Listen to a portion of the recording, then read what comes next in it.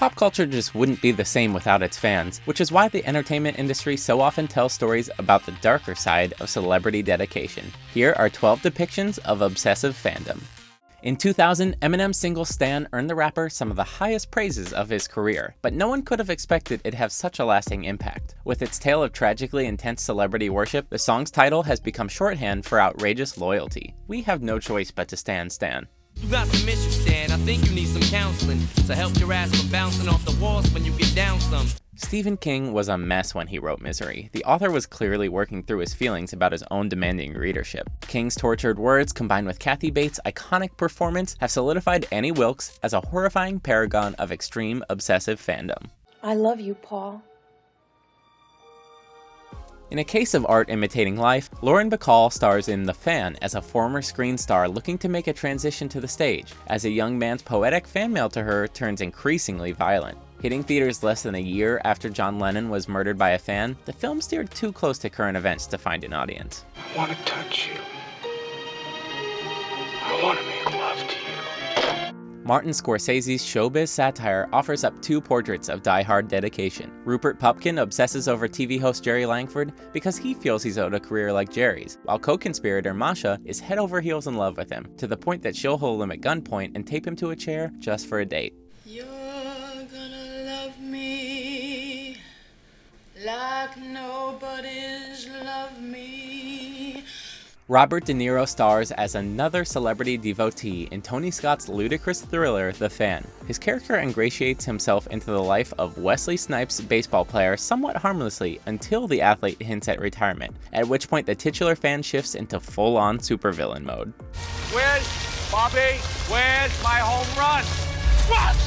Patton Oswalt's made a career of playing misfits, but his obsessive football fanatic and big fan may be the most pathetic of them all. His character has dedicated his life to the New York Giants, a trait that goes from innocent to creepy to full-on taxi driver by the end of this dark indie. How long have I been here? 3 days.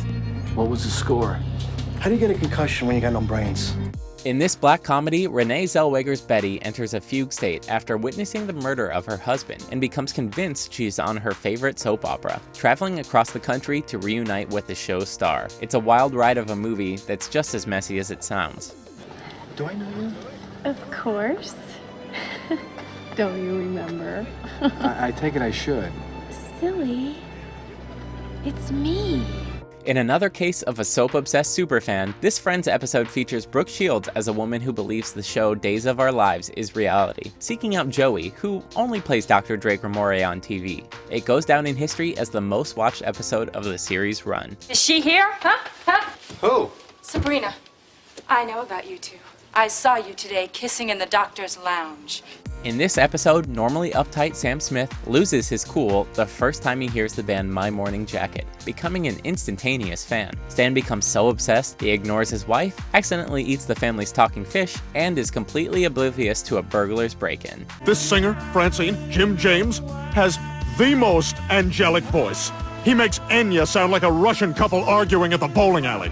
Predating the social media era, Anime Perfect Blue is the story of a former pop star with an obsessive fan who starts murdering the people he deems responsible for her fall from grace. It's one of the best cinematic depictions of the dissociative nature of fame, and it's all the more relevant today. Where did this come from?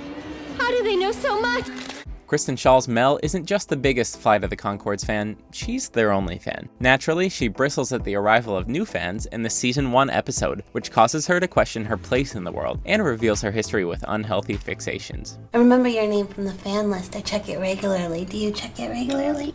Aubrey Plaza's Ingrid is already displaying some boundary issues when she meets Elizabeth Olsen's faux bohemian Instagram star, so it's fair to say things go wrong pretty quickly in this ruthless satire. Despite its sunny Los Angeles setting, Ingrid Goes West takes its characters to some pretty dark places. Is everything okay? Yeah, everything's dope. This has been the AV Club's inventory of 12 depictions of obsessive fandom. Head to the comments to tell us about other instances of Stans Gone Wild. Thanks for watching with the AV Club. For interviews, lists, and more, be sure to subscribe and ring the bell to be notified about our latest videos.